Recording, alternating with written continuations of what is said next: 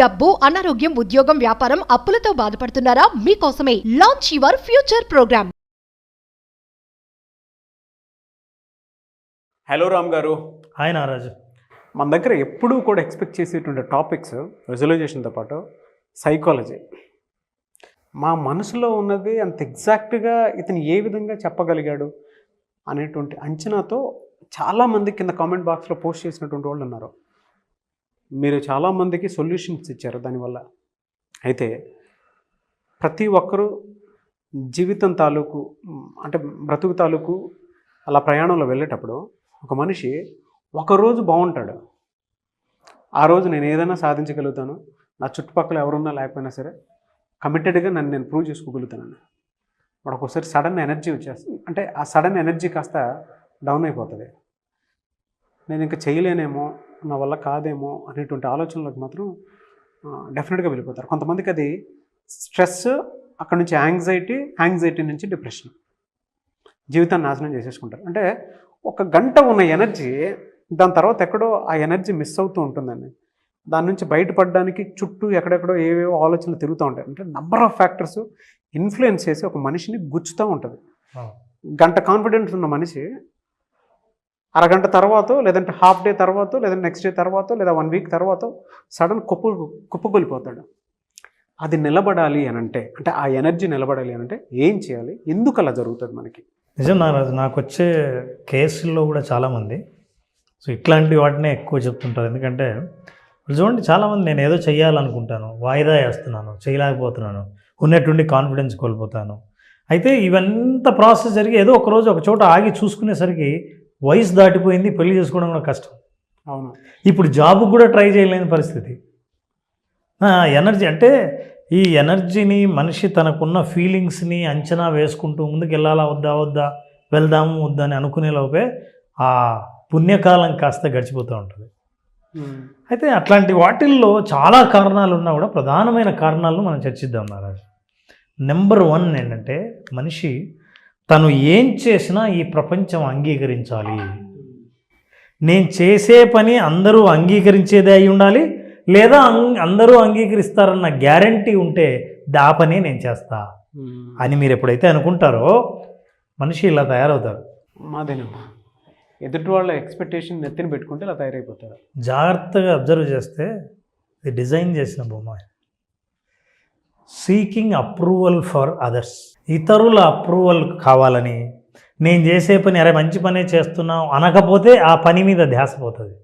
నేనేదో సాధించాలనుకున్నా, నేను ఏదో చేసి చూపించాలనుకున్నా, ఎవడో ఒక మాట అంటాడు, లేదా ఇంకొకడు ఎవడో చెయ్యలేదని గుర్తు చేస్తాడు, నీవు తనకున్న బలహీనతను గుర్తు చేస్తాడు. నువ్వు ఎప్పుడైతే అందరూ అప్రూవ్ చేయాలి, ఒప్పుకోవాలి, మెచ్చుకోవాలి, ఆహ్వానించాలి అని అనుకుంటే అది ఒక పెద్ద బలహీనతగా మారిపోతుంది. పెద్ద మానసిక బలహీనత ఏంటంటే, నేను చేస్తున్నది చెబితే వీడేమనుకుంటాడో, నవ్వుతారేమో, కాబట్టి చేయకపోవడమే మంచిది, సరే తర్వాత చూద్దాంలే, వీళ్ళందరూ ఏం చేస్తున్నారో అది చూద్దామని. నీకు సామాజిక ప్రభావం నీ మీద విపరీతంగా ఉండి, సోషల్ ట్రాప్, ఇది పెద్ద ట్రాప్. అయితే వాళ్ళ అప్రూవల్ని కోరుకొని నువ్వు చేయాలని అనుకుంటే ఎట్లా? వాళ్ళు ఎవరు అప్రూవ్? ఎందుకంటే నువ్వు ఎదుగుతూ ఉంటే వాడు అప్రూవల్ ఇవ్వడు. వాళ్ళు ఇచ్చే అప్రూవల్ ఏదైతే ఉంటుందో, నువ్వు ఎదగాల్సిన అవసరం లేకుండా ఏది ఉంటుందో అదే అప్రూవల్ ఉంటుంది. కానీ దాన్ని బేస్ చేసుకొని నువ్వు నిర్ణయాలు తీసుకుంటే ఇలాగే తయారవుతావు. ఇలా అయినప్పుడు ఎప్పుడైతే సోషల్ అప్రూవల్ మీద డిపెండ్ అయిన మరుక్షణం నీ పరిస్థితి ఇలా అవుతుంది. Energy is drained. ఎట్లా డ్రైన్డ్? నిండుగా బకెట్లో నీళ్లుంటే నువ్వేం చేస్తున్నావు అంటే బకెట్లకి చుట్టూ రంధ్రాలు పెడుతున్నావు. ఎన్ని నీళ్లు పోసినా, ఎంత కాన్ఫిడెన్స్ ఇచ్చినా, ఎంత మోటివేట్ చేసినా, నువ్వు ఎన్ని రకాల పుస్తకాలు చదివినా, ఎన్నిసార్లు నేను జీవితంలో ఏదైనా సాధించాలని అనుకున్నా, ఈ రంధ్రాల నుంచి నీళ్లు పోతున్నాయి. కంప్లీట్గా మనిషి ఏదైనా సాధించడానికి కావాల్సిన కాన్ఫిడెన్స్ను పూర్తిగా మొయ్యగలిగే శక్తిని కోల్పోయి మొత్తం లీక్ అయిపోతుంటుంది. Energy is drained. Energy drain అవ్వడం వల్ల క్యారెక్టరిస్టిక్స్ ఎట్లా ఉంటాయి? పొద్దున్నే లేస్తాడు, తెల్లవారిందని తెలుసుకుంటాడు, మళ్ళీ తెల్లవారిందా ఏం చేద్దామని, సరే ఏం చేయాలో ఇంకా ఐడియా రాలేదు కదా, పడుకుందాం అనుకుంటాడు. 2 గంటల తర్వాత లేస్తాడు. లేచిన తర్వాత ఏదన్నా చేయాలని అనుకొని ఆల్రెడీ లేట్ అయింది కదా అనుకుంటాడు. అసలు చేద్దామొద్దని, ఈరోజు ఏం లేదు, ఈరోజు ఏమో ఫ్రైడే కదా, ఫ్రెష్గా మండే స్టార్ట్ చేద్దాం అంటాడు. వాయిదా మనస్తత్వం. ఎనర్జీ లేకపోవడం వల్ల పూర్తిగా నిర్ణయాలు తీసుకోలేకపోవడం, అనుకున్నవి అనుకున్నట్టుగా ఇంప్లిమెంట్ చేయలేకపోవడం, ఇట్లాంటి బలహీనతలన్నీ అయిపోతాయి. ఇప్పుడు ఎప్పుడైతే నీకు ఎనర్జీ డ్రైన్ అయిందో, మానసికమైన శక్తి, శారీరక శక్తి బాగానే ఉంటుంది, 3 పూట్ల తింటుంటాడు, కానీ మానసికంగా శక్తి ఉండదు. మానసికమైన శక్తి డ్రైన్ అయితే ఇలాగే ఉంటుంది. కానీ ఎప్పుడు శక్తి నింపుతున్నట్లే ఉంటుంది, కానీ నీకు కారిపోయేది మనకు అర్థం కాదు. So you are draining everything. ఆ తర్వాత అది అయితేనే మనిషి he became like this, self ఎస్టీమ్ని కోల్పోయి ఇప్పుడు థెరపిస్ట్ దగ్గరికి వచ్చినా సరే అట్లే ముఖం ముడుచుకుంటాడు. సార్ అప్పుడు చెప్పడం ఎట్లా ఉంటుందంటే, నేను నమ్మరు, నా దగ్గరికి వచ్చే వాళ్ళందరూ ఇదే భాష. సార్ నా తప్పే అర్థమవుతుంది, నేను చాలా వేస్ట్ చేశాను, అనవసరంగా ఫ్రెండ్స్ని నమ్ముకొని వాళ్ళు ఏది చేస్తుంటే అది చేద్దాం అనుకున్నాను, 2-3 బిజినెస్, ఏ బిజినెస్ చేస్తానో నాకు తెలియదు, కానీ డబ్బులు ఇంట్లో ఉన్నవన్నీ అది చేస్తా ఇది చేస్తా అని అన్నీ పోగొట్టాను, కానీ ఎక్కడా సక్సెస్ కాకపోయేసరికి నా మీద నాకే నమ్మకం పోయింది, అందుకే ప్రయత్నాలు చేయడం మానేశాను. ఇప్పటికి 5 ఏళ్ళు అయింది సార్, ఏమీ చేయట్లేదు సార్, ఇప్పుడు మీ దగ్గరికి వచ్చాను. ఇంకొక ఎగ్జాంపుల్ కూడా గుర్తొస్తుందండి. కొంతమందికి అంటే ఏదైనా రిలేషన్షిప్లోకి వెళ్ళకముందు, ట్రస్ట్ షిప్లోకి వెళ్ళకముందు చాలా బలంగా ఉంటారు మానసికంగాను అండ్ దాంతోపాటు కాన్ఫిడెన్స్ పరంగా చూసుకున్నా కూడా. ఎప్పుడైతే మనిషి డిపెండెన్సీ నేచర్ మీదకి వెళ్ళిపోతూ ఉంటాడో, అమ్మ మీరు మీ హస్బెండ్ మీద డిపెండ్ అయినా, మీ ఫ్రెండ్ మీద డిపెండ్ అయినా, మీ బిజినెస్ పార్ట్నర్ మీద డిపెండ్ అయినా, over a period of time ఆ డిపెండెన్సీ లెవెల్ ఎలా పెరిగిపోయి ఉంటుంది అని అంటే, సాలెగూడు ఏ విధంగా అయితే పెరిగిపోయి ఉంటుంది అంటే ఆ ట్రాప్లో నుంచి బయటపడలేం. మళ్ళీ వాళ్ళు బయటికి తీసుకొస్తే తప్ప వీళ్ళు బయటపడలేని పరిస్థితి. బాబు ఎందుకు ఇలా చేసేవారా అంటే, నేను నమ్మాను అంతే. ఎందుకు ఇలా జరిగిందిరా నాయన, ఎందుకు ఇలా చేసుకున్నావు, నీ హిస్టరీ చూస్తేనేమో బయట అన్ని అచీవ్మెంట్స్ ఉన్నాయి, అది వాళ్ళ వల్ల కాదు కదా, నీ సోషల్ స్ట్రెంగ్త్ నీ స్ట్రెంగ్త్ కదా అని అంటే నమ్మాను అంతే. ఇప్పుడు నాకు ఎనర్జీ సరిపోవట్లేదు. ఇప్పుడు నన్ను నా దగ్గర అంత ఉన్నా కూడా వాళ్ళు లేకుండా నేను చేయలేను. Emotional damage. అవును అవును సార్, అవును. సెల్ఫ్ డ్యామేజ్ ఎప్పుడైతే చేసుకుంటారు, సెల్ఫ్ ఎస్టీమ్ కోల్పోతే వాళ్ళకున్న టాలెంట్స్ కూడా మర్చిపోతారు. అదే కదా, మర్చిపోవడం కాదు, వేరే వాళ్ళు గుర్తు చేసినా నేను చేయలేననే డిసైడ్ అవుతాడు. సెల్ఫ్ ఎస్టీమ్ని కోల్పోయినప్పుడు మనిషి పూర్తిగా, నువ్వు ఇందాక అన్నావు ఆ ఎనర్జీ అనేది, ఆ మానసిక శక్తిని ఎప్పుడు కోల్పోతాడో ఏ పని చేయలేక ఈ చేతులు ఎత్తేసి సమాజం ముందు సరెండర్ అవుతాడు. అవును సార్, సరెండర్ అయిపోయి ఐఎమ్ హెల్ప్లెస్ నవ్ అని. అట్లాంటి వాళ్ళు ఎలా బయటికి రావాలో మాట్లాడదు. ఈ స్థితిలో ఇలాంటి సిచ్యువేషన్స్ ఏ ఉంటే ఎస్ ఐ ఫేస్డ్ అని పెట్టండి మెసేజ్. ప్రతి ఒక్కరూ ఉంటారు సార్, నేను నా హస్బెండ్ చేతిలోనే నలిగిపోయాను అని పెట్టేటువంటి వాళ్ళు ఉంటారు. అభివృద్ధి బిజినెస్ పార్ట్నర్ చేతిలోనే నలిగిపోయాను అని చెప్పేటువంటి వాళ్ళు ఉంటారు. నేను మా డాడీ చెప్పింది చేసుకుంటూ వెళ్ళిపోయాను కాబట్టి నలిగిపోయాను అని చెప్పినటువంటి వాళ్ళు ఉంటారు. నేను నా ఫ్రెండ్ చెప్పాడు కాబట్టి మునిగిపోయాను, నేను గ్రో అవ్వకపోవడానికి కారణం కూడా అదని చెప్పి జీవితాన్ని నాశనం చేసుకున్నటువంటి వాళ్ళు ఉంటారు. కొంతమంది సెల్ఫ్ అంటే మీరు ఇందాక చూపించారు చూసారా, సోషల్ ట్రాప్లో పడిపోవటం. ఈయన ప్రతిసారి మెచ్చుకోవాలంటే ఎక్కడి నుంచి మెచ్చుకుంటారు? వాళ్ళ ఆనందం కోసం చేసేటప్పుడు నీ ఆనందం ఎక్కడుంది అందులో? నువ్వు వాళ్ళ మెచ్చుకోలు కోసమో లేదంటే వాళ్ళ అవసరాలకు ఉపయోగపడదాం అనేటువంటి ట్రాప్లో ఉన్నప్పుడు, అప్రూవల్ కోసం నువ్వు ట్రాప్లో పడిపోయి ఉన్నప్పుడు నిన్ను నువ్వు కోల్పోయినట్టే కంప్లీట్గా. మీరు ఇందాకన్నా నా దగ్గరకు వచ్చేటువంటి వాళ్ళు అందరూ అంతే సార్, ఇంకంతే. అంటే ఒక స్టేజ్లో ఫేస్ చేస్తారు. I want to talk only with 3 solutions. చెప్పండి సార్. ఈ 3 సొల్యూషన్స్ కనుక పాటిస్తే మీరు మళ్ళీ రికవర్ అవుతారు.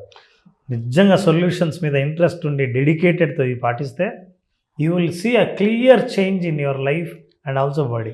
Let's see what. Eagerly waiting for that solution. Stop negative self talk. చాలామందికి తెలీదు, వాళ్ళకి తెలీదు. వాళ్ళ ఫ్రెండ్స్ని అడగమని చెప్పండి. ఏంటంటే, అరే నేను ఎప్పుడైనా ఒక్కడిని నాలో నేను మాట్లాడుకుంటుంటానా బయటికి? వాళ్ళే మాట్లాడుకుంటుంటారు. ఇదేంటో తెలుసా self talk? Internal self talk వేరు, ఎక్స్టర్నల్ సెల్ఫ్ టాక్ వేరు. ఇంటర్నల్ సెల్ఫ్ టాక్ అంటే ఆలోచనలు. ఎక్స్టర్నల్ సెల్ఫ్ టాక్ ఏంటంటే మాట్లాడుకుంటుంటాడు దాంతో, అయితే అవును కుదరదు అని ఒక్కడే మాట్లాడుకుంటుంటాడు.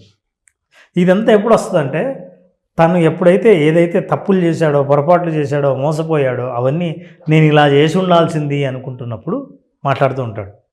అంటే వేరే లోకంలో జీవిస్తారు సెల్ఫ్ టాక్ ఉన్న వాళ్ళు. నెగిటివ్ సెల్ఫ్ టాక్, నేనేం చేయలేను అని అనుకున్న వాళ్ళందరూ నెగిటివ్ సెల్ఫ్ టాక్లో ఉంటారు.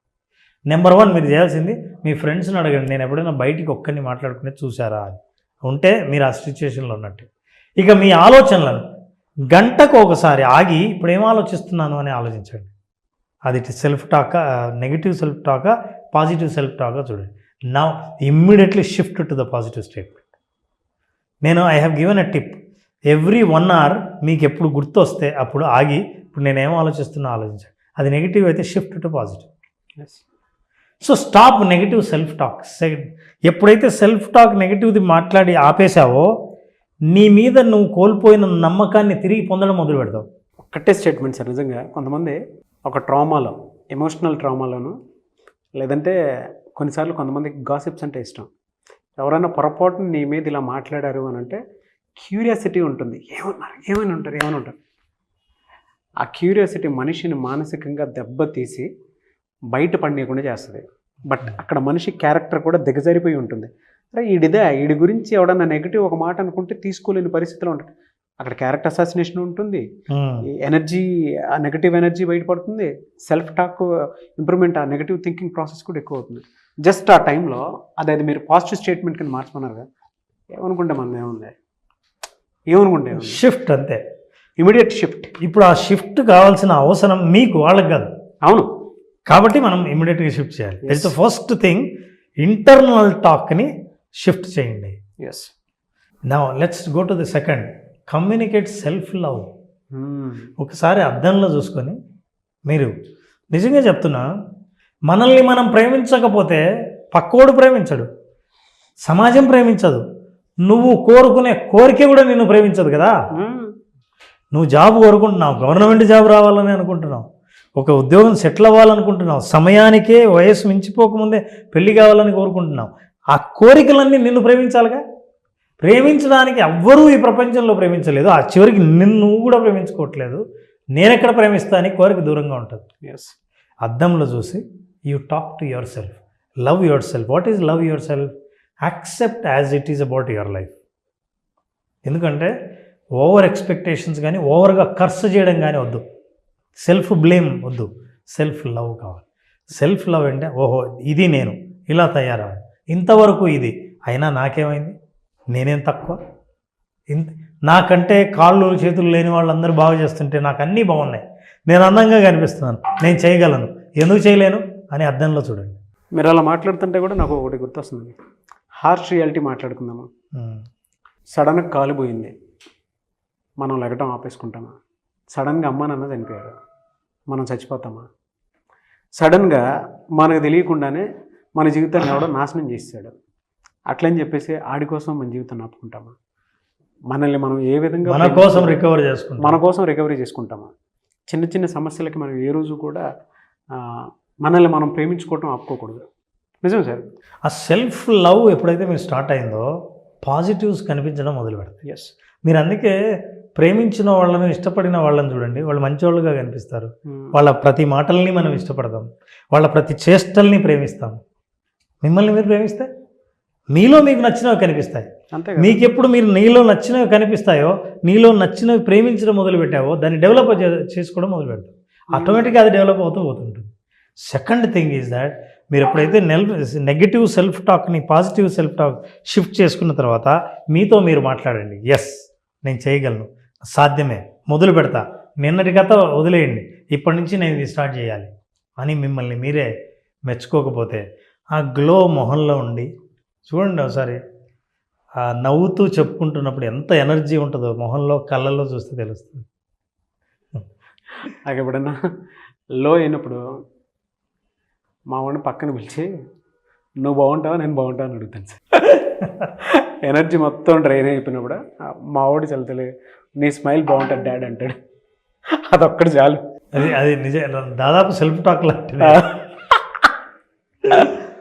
వాడితో మాట్లాడింది ఇద్దరం మిర్రర్లో చూసుకుంటామా, ఆడి పక్కన పెట్టుకుంటాను ఇట్లా, ఆడి మొహన్నామా నిజం చెప్పరా నువ్వు బాగుంటావు నేను బాగుంటావు అన్నాడు. కుదిరితే వీడియో ప్లే చేస్తాను, అది ఉంది, రికార్డ్ చేసినే ఉంది. ఇంకా చాలామంది మోటివేషన్. పైగా నువ్వే బాగుంటావు అనే వాళ్ళని పట్టుకోలేము, అది ఇంపార్టెంట్. మోస్ట్ ఇంపార్టెంట్ అన్నది నిన్ను తక్కువ చేసి అమర్యాదగా చేసి నీ మాటల్ని నీ కోరికల్ని కించపరిచే గ్రూప్ని అవాయిడ్ చేయండి. యూజ్లెస్ గ్యాంగ్ ఉంటుంది, బ్యాచ్, వేస్ట్ బ్యాచ్. గాసిప్స్. నువ్వు ఏం మాట్లాడినా దాన్ని పట్మని పెంచేసినట్టు, నీ కోరిక నేను ఏదైనా చెయ్యాలని నువ్వు అనుకుంటున్నావు అన్నా కూడా నీ బాగుందా అని చెప్పేవాళ్ళు, నీకు చేత కాదనేవాళ్ళు. అరే జోక్ లాగా అంటుంటారే, ఆ జోకే నీ మైండ్ చాలా సీరియస్గా తీసుకుంటా. ఈ బ్యాచ్ వల్లే ఉంటుంది సార్. అసలు పల్లెటూరులో చూస్తే ఒకప్పుడు అరుగులు ఉండేవి, దాని తర్వాత రోడ్డు మీదకి వచ్చారు గ్రూప్ ఆఫ్ పీపుల్, వాళ్ళ గాసిప్స్ని ఇంట్రెస్ట్గా ఎంజాయ్ చేస్తారు. తర్వాత మన కోచింగ్ అవును మన కోచింగ్ ఇన్స్టిట్యూట్స్లో స్టూడెంట్స్ని చూస్తాం, ఒక గ్రూప్ ఆఫ్ పీపుల్ వాళ్ళకా గాసిప్స్ కావాలి. ఆఫీస్లో కొంతమంది ఉంటారు గ్రూప్ ఆఫ్ పీపుల్, వాళ్ళు కూడా ఇదే కావాలనుకుంటారు. ఈడెలా ఉంటాడో ఈడికి ఒక క్లారిటీ ఉంది. యాక్చువల్ రియాలిటీ ఈడి గురించి పక్కనోడికి కూడా తెలుసు, కానీ పక్కనోడు అది చెప్తాడా? పక్కనోడు ఈడు లేనప్పుడు చెప్తాడు. కానీ ఈడు ఆ 10 మంది మాట్లాడుకునే దాంట్లో మాత్రం ఒక్కొక్క నెగిటివ్ టాక్ మాట్లాడేసి రాయి వేసేసి కామకు కూర్చుంటారు. ఇది తెలియని విషయం ఏంటంటే ఫస్ట్ ఈయన వేసుకుంటారు, వెళ్ళిపోయిన తర్వాత వాళ్ళు వేసుకుని స్టార్ట్ చేస్తారు. అలాంటి వాళ్ళకి మాత్రం దూరంగా ఉండండి, అంతే కదా సార్? అట్లాంటి వాళ్ళకి దూరంగా ఉండటం వల్ల ఏంటంటే అసలు నిన్ను ప్రతిసారి ఎగతాళి చేస్తున్నప్పుడు ఏంటంటే ఇంటికి వచ్చి నీకు ఎనర్జీ లేకపోవడానికి కారణం ఏంటంటే నువ్వేంటో నీకే గుర్తు చేసే ప్రయత్నం చేస్తారు వాళ్ళు. అవును, కానీ అది నువ్వు కాదనే సెల్ఫ్ టాక్లో తెలుస్తుంది. తెలుసుకొని వాళ్ళని అవాయిడ్ చేయడం వల్ల అట్లాంటివి చెవిన పడకపోవడం వల్ల నీ మాటలే నువ్వు విని నిన్ను నువ్వు మోటివేట్ చేసుకుని నువ్వేం చేయాలనుకున్నా సరే నిర్ణయానికి ఆ పనికి కట్టుబడి ముందుకెళ్తావు. ఈ 3 పనులు మీరు చేయండి. ఎస్. కుంగిపోయిన వాడు, అడుగున ఉన్నవాడు కూడా లేచి కూర్చుని నేను ఎందుకు చేయలేను అని అంటాడు. 10 మందికి నేను ఎట్లా పైకి వచ్చానో చెప్తాడు. ఇదంతా బాగుంది సార్. అంటే ఇప్పుడు అవాయిడెన్స్ ఉంది కదా, మనం ఒక సోషల్ ట్రాప్లో ఉన్నప్పుడు సార్ కొంతమంది గాసిప్స్కి నా గురించి ఏమనుకుంటున్నారో, నెగిటివ్ అనుకుంటున్నారేమో అనుకునేటువంటి భావన ఉంటుంది చూసారా, అది ఎక్కువ వినడానికి ఇంట్రెస్ట్ చూపిస్తారు. అవాయిడ్ చేయలేరు, ఇన్స్టెంట్గా అవాయిడ్ చేయలేరు. కొంతమంది గాసిప్స్ ఇష్టం, కొంతమందికి నెగిటివ్ సెల్ఫ్ టాక్ ఇష్టం. ఇంకొంతమంది ఏం చేస్తారంటే మీరు ఇందాక సెకండ్ చూపించారు కదా, సెల్ఫ్ లవ్లో కంపేర్ చేసుకుని సగం జీవితాన్ని నాశనం చేసేసుకుంటూ ఉంటారు. వాళ్ళలో ఉన్న క్వాలిటీని కూడా మర్చిపోతూ ఉంటారు. బట్ ఇమీడియట్ షిఫ్ట్ అయితే వాళ్ళకి కావాలి. సో దానికి మెంటల్ ప్రిపరేషన్ ఎలా ఉండాలి? నాగరాజు, ఇంతవరకు మనం చూపించిన ఈ సిచ్యుయేషన్స్లో మనిషి వర్స్ట్ సిచ్యుయేషన్లోనే ఊహించుకుంటుంటాడు. చెడిపోయినట్టు, ఇక బాగులేనట్టు, భవిష్యత్తు లేనట్టు, ఇవన్నీ. ఈ పరిస్థితులన్నిటి నుంచి బయట వేసే ఒకే ఒక అద్భుతమైన సాధనం ఏంటంటే విజువలైజేషన్. ఈ విజువలైజేషన్ ఏం చేస్తుందంటే మనిషిని గట్టున వేసి ఆ బురదలోంచి బయటికి తీసుకొచ్చి ఒక స్విమ్మింగ్ పూల్లో వేస్తుంది. శుభ్రమైన వాటరు తను శుభ్రం చేసుకోవడానికి పనికి రావడమే కాకుండా తను స్నానం చేసి ఫ్రెష్గా బయటకు వస్తాడు. విజువలైజేషన్ ఏం చేస్తుందంటే నువ్వు కోరుకున్న స్థితిలో నిన్ను ఉంచుతుంది. ఉంచినప్పుడు బాడీలోని ప్రతి కణం నువ్వు ఏ స్థితిని కోరుకున్నావో ఆ స్థితిని రికార్డు చేసి రిజిస్టర్ చేస్తాయి. రిజిస్టర్ చేసిన ఆ స్థితిని మళ్ళీ రీప్లే చేస్తుంది లైఫ్లో. అప్పుడు నువ్వు సాధిస్తావు. సో విజువలైజేషన్ ఏం చేస్తుందంటే భవిష్యత్తు స్థితికి, నువ్వు కోరుకున్న స్థితికి ఎటువంటి సామాజిక ప్రభావాలకు గురి కాకుండా నువ్వు ఏది అనుకున్నావో దాన్నే చూడగలిగినప్పుడు నీకు కాన్ఫిడెన్స్ వస్తుంది. నలుగురు నిన్ను డిస్రెస్పెక్టింగ్గా మాట్లాడినా సరే నువ్వు పట్టించుకో, నీకు తెలుసు నీ భవిష్యత్తు అంటే. నువ్వు ఎక్కడికి వెళ్ళాలనుకుంటున్నావో నీ నిర్ణయం గురించి నీకు తెలుసు. సో విజువలైజేషన్ ప్రాక్టీస్ చేయడం ద్వారా లైఫ్ పట్ల క్లారిటీ రావడమే కాకుండా తను ఎలా ముందుకు వెళ్ళగలడో దాని నిర్ణయం పట్ల ఏ యాక్షన్ తీసుకోవాలో తనకు ఆ యాక్షన్ పట్ల కూడా immediately you can take next step తీసుకునే మోటివేషన్ కూడా విజువలైజేషన్ ద్వారా దొరుకుతుంది. సో దీన్ని ఇట్లా సాధించడం వల్ల ఈ మనం మాట్లాడుకున్న ఈ సైకాలజీ టాపిక్లో విజువలైజేషన్ అన్నది కూడా హెల్ప్ చేసి భవిష్యత్తు నేనేమనుకున్నానో నేను చూడగలనన్న నమ్మకాన్ని, సెల్ఫ్ ఎస్టీమ్ని పెంచగలిగే శక్తి విజువలైజేషన్లో ఉంది. మీలో ఉన్న కాన్ఫిడెన్స్ని బయటకు తీసేటువంటి ఒకే ఒక్క టూల్ విజువలైజేషన్. థ్యాంక్ యూ అన్న, thank you so much Ram garu. Thank you Naraj. చాలామంది అడ్వాన్స్ విజువలైజేషన్ క్లాస్ ఎక్స్పెక్ట్ చేస్తూ ఉన్నారు.